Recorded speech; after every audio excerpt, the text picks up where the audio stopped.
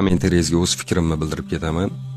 Erdan chiqqan yoki bolali ayolga uylangandan ko'ra bitta kindigi ochiq ayolga uylanib, o'shani tarbiya qilib, o'rantirib yurgan yaxshiroq. Chunki erdan chiqqan ayol birinchi eri bilan ikkinchi erini taqqoslaydi debsiz. Gapingizda qisman jon bor, haqiqatan bor shunaqangi ayollar. Bu gap o'zidan o'zi yaralab qolgani yo'q. Hattoki Umar ibn Hattob radhiyallohu anhu bir gaplari borki, mana shunday ayolga yaqinlashmanglar deganlar. Qanday ayolga?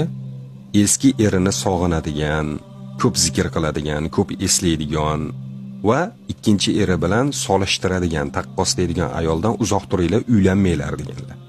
Bor shunaqangi ayollar haqiqatan. Men videoda solih ayollar haqida gapiryapman. Ya'ni solih ayol shundayki, uning uchun er bitta. Birinchi eri bilan hammasi tugadimi? Haqiqatan tugagan bo'ladi.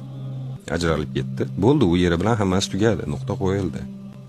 U ikkinchi erini rozi qilishlik uchun chiranadi, u harakat qiladi. Endi qarangda, bir kindigi ochiqda olib tarbiya qilib, uni o'rantirib yurganingiz yaxshi deyapsiz-ku. U o'zi istab o'ranmabdi.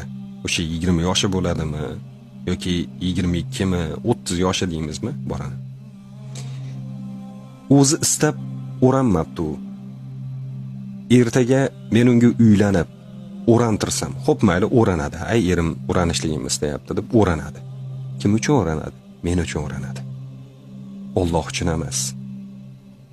Bu hijob bo'ladigan bo'lsa, Allohning buyrug'i, Allohning farzi. Alloh taolo uchun o'ranishligi kerak. Bir yaratilgan inson shaxs uchun emas. Ya'ni bu gapingizda endi shu ochiq ayolda uylangandan keyin tarbiya qilib olasizda, o'rantirib degan deyapsiz. 20 yoshigachadir, 20 yildir.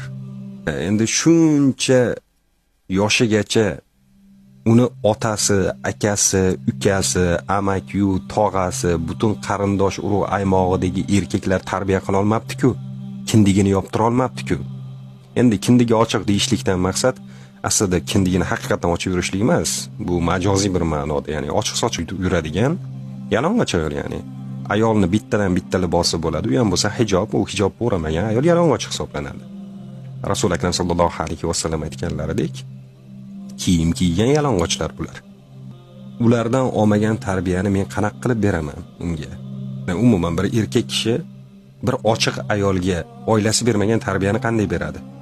U ayol xo'p mayli bir erkakka tegib turib ham bajarsa, amal qilishga o'tsa ham u shaxs uchun qilayotgan bo'ladi, Alloh uchun emas. Ya'ni bu meni o'zimning fikrim. Bir gapingiz bo'ladigan bo'lsa kommentariyada qoldirib qo'yasiz va boshqalar ham bu fikrimga qanday qaraydi yozib qo'yasizlar. Joningiz sog' bo'lsin.